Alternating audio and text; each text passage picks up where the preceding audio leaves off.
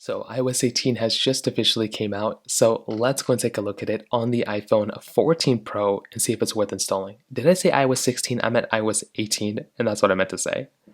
Now, this was a pretty big version of software. I literally just installed it, but if you're coming from iOS 17, it's going to be a pretty big size, so keep that in mind. It's going to be like 6 to 7 gigabytes, so it's going to be a very, very large file, so just keep that in mind.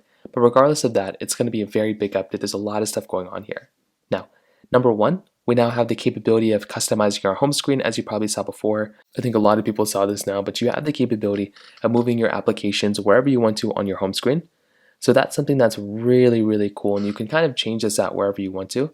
You can even click on the edit button in the top left corner, click on customize, and you can make your icons smaller or larger depending on what you want to do. So that is something that's actually very, very nice, and you kind of have that capability here, which is a really cool thing. So I think this in and of itself is a really cool thing, and you can change your tint of your app color as well. You can also swipe down from the top right corner to get into your control center, as you could have before, but the control center is completely redesigned now. So you can hold down on any of the widgets and you can move them around. You can make them bigger. You can also delete them within the control center as well. You can click on add a control at the bottom, and you can go through and add a lot more controls at the very bottom here too, which is another really, really cool thing that you have the capability of having here. iMessages also got some really big updates as well.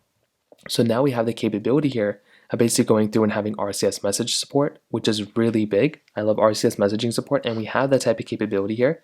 Our tapbacks are now completely redesigned now, so they look a lot cleaner and a lot nicer. You can tap back with any emoji now too, which is really cool. You can schedule your messages to send later, and there's a lot more text effects that are enabled now as well. Now we also have a dedicated game mode now, so if we're going through and if we're going to play a game inside of our iPhone, it will go ahead and kind of turn on this game mode, and then it'll go and make it perform at a higher speed, and it'll be an overall better experience for our iPhone gaming experience, which is really cool. And it's supposed to improve or decrease latency on our controllers and AirPods as well. On top of that, we have the capability of locking applications. So what you can do is you can hold down on an app right here, and you can have it require a passcode or require Face ID. And that is something that is really, really cool, and that's another really awesome thing we have the capability of having. We have a new passwords application, which just houses all of our passwords inside of it.